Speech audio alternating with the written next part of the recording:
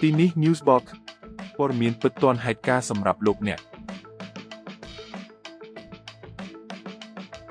ការបង្ហាញខ្លួនរបស់យន្តហោះគ្មានមនុស្សបើកជំរុញឲ្យប៉ូលីសអាល្លឺម៉ង់ទទួលបានអំណាចបាញ់ទម្លាក់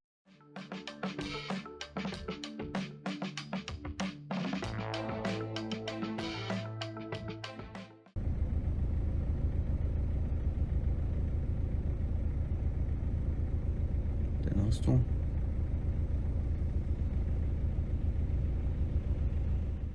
ប្រភព200តថ្ងៃទី3ខែតុលាឆ្នាំ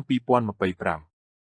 ការមើលឃើញយន្តហោះគ្មានមនុស្សបើកពេញមួយយប់នៅអាកាសយានដ្ឋានទីក្រុងមួយនិចរបស់អាល្លឺម៉ង់បាននាំឲ្យមានការលុបចោលនិងបង្វែរជើងហោះហើររាប់សិបនៅមុនថ្ងៃបុណ្យជាតិដែលបណ្ដាលឲ្យអ្នកដំណើរជិត 3000 នាក់ជាប់គាំងនិងជំរុញឲ្យអ្នកនយោបាយធ្វើការអំពាវនាវឲ្យមានការឆ្លើយតបកាន់តែតឹងរ៉ឹងចំពោះការគំរាមកំហែងដោយយន្តហោះគ្មានមនុស្សបើកដែលអាចរួមមានការបាញ់ទម្លាក់ពួកវា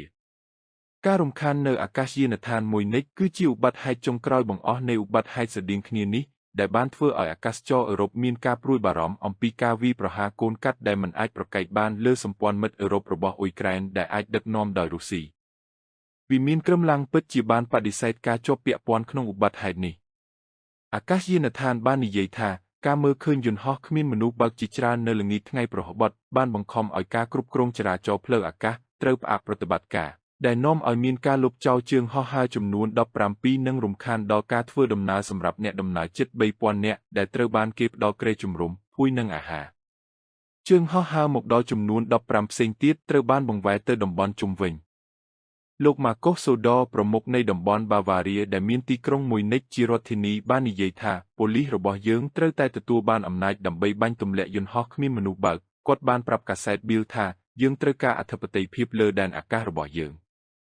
នៅពេលដែលប្រតិបត្តិការអាកាសយានដ្ឋានបានដំណើរការឡើងវិញនៅព្រឹកថ្ងៃសុក្រអ្នកដំណើរដែលកំពុង check in ជើងហោះហើរទៅកាន់ទីក្រុងវ៉ារណាក្នុងប្រទេសប៊ុលហ្គារីហើយតារាងជើងហោះហើរបានបង្ហាញថាមានជើងហោះហើរមួយចំនួនត្រូវបានលុបចោល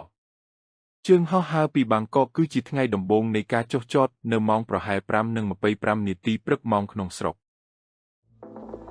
NATO forces have been testing new drone technologies in Portugal and the Netherlands. In Troia, multinational teams trialled aerial and submarine drones to boost surveillance. ទូរទស្សន៍សាធារណៈ BR បាននិយាយថាប៉ូលីសក្នុងតំបន់និងប៉ូលីសជាតិកំពុងស៊ើបអង្កេតឧបត្តិហេតុនេះប៉ូលីសរបស់ប្រទេសនិងប៉ូលីសសហព័ន្ធមិនមានការអត្ថាធិប្បាយភ្លាមៗទេអ្នកនាំពាក្យប៉ូលីសបានប្រាប់កាសែត Bild ថាយន្តហោះគ្មានមនុស្សបើកត្រូវបានគេមើលឃើញនៅពេលល្ងាចនៅពីលើអាកាសយានដ្ឋានលោកបានបន្ថែមថាប៉ុន្តែដោយសារតែវាងរងឹតទំហំនិងប្រភេទរបស់យន្តហោះគ្មានមនុស្សបើកមិនអាចកំណត់បានឡើយប៉ូលីសមិនបានឆ្លើយតបភ្លាមៗចំពោះសំណើសុំការអត្ថាធិប្បាយរបស់ Reuters ទេឧបត្តិហេតុយន្តហោះគ្មានមនុស្សបើកកើតឡើងបន្ទាប់ពីការឈ្លានពានដែនអាកាសកាលពីសប្តាហ៍មុនដែលបានបិទអាកាសយានដ្ឋានក្នុងប្រទេសដាណឺម៉ាកនិងន័រវេសជាបណ្ដោះអាសន្នដែលនាំឲ្យមេដឹកនាំសហភាពអឺរ៉ុបនៅឯកិច្ចប្រជុំកំពូលនៅទីក្រុងកូប៉ិនហាកឲ្យគាំទ្រផែនការពង្រឹងការការពាររបស់ភ្លុកជាមួយនឹងវិធានការប្រឆាំងយន្តហោះគ្មានមនុស្សបើកនាយករដ្ឋមន្ត្រីដាណឺម៉ាកលោកស្រី Mette Frederiksen បានមានប្រសាសន៍បន្ទាប់ពីកិច្ចប្រជុំថាអឺរ៉ុបត្រូវតែអាចការពារខ្លួនបាន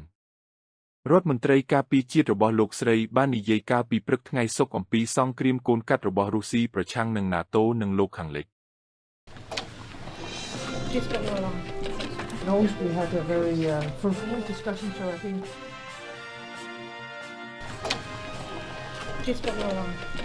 no, we អាជ្ញាធរមិនបានស្ដីបន្ទោសនរណាម្នាក់ជាសាធារណៈចំពោះឧបត្តិហេតុយន្តហោះគ្មានមនុស្សបើកនៅទីក្រុងមួយនិចនោះទេប៉ុន្តែមន្ត្រីអឺរ៉ុបមួយចំនួនបានលើកឡើងថារុស្ស៊ីជាអ្នកនៅពីក្រោយការរំលោភដែនអាកាសនាពេលថ្មីៗនេះ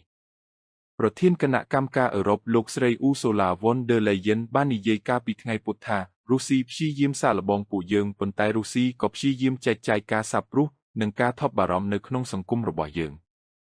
រដ្ឋមន្ត្រីមហាផ្ទៃលោក Alexander Dobrin បានធ្វើគម្រោងច្បាប់រួចហើយដែលអនុញ្ញាតឲ្យកងកម្លាំងប្រដាប់អាវុធជួយបាញ់ទម្លាក់យន្តហោះគ្មានមនុស្សបើកបាននិយាយថាត្រូវការប្រាក់បន្ថែមទៀតរួមជាមួយនឹងការស្រាវជ្រាវអំពីវិធីទប់ទល់នឹងការគំរាមកំហែងដោយយន្តហោះគ្មានមនុស្សបើកគាត់បានប្រាប់ Bill ថាការប្រណាំងរវាងការគំរាមកំហែងដោយយន្តហោះគ្មានមនុស្សបើកនិងការការពារយន្តហោះគ្មានមនុស្សបើកគឺកាន់តែតឹងតែងឡើង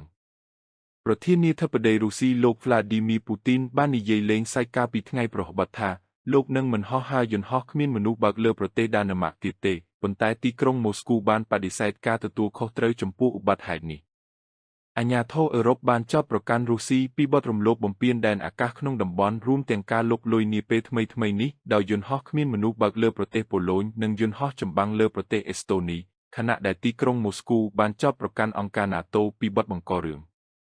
ការរំខានអាកាសយានដ្ឋានក្នុងទីក្រុងមួយនិចបានបន្ថែមដល់សប្តាហ៍ដ៏តានតឹងសម្រាប់ទីក្រុងបន្ទាប់ពីពិធីបុណ្យ Oktoberfest ដ៏ពេញនិយមរបស់ខ្លួនត្រូវបានបិទជាបណ្ដោះអាសន្នដោយសារតែការគំរាមកំហែងគ្រាប់បែកនិងការរកឃើញគ្រឿងផ្ទុះដាច់ដោយឡែកនៅក្នុងអគារលំនៅឋានមួយនៅភាគខាងជើងនៃទីក្រុង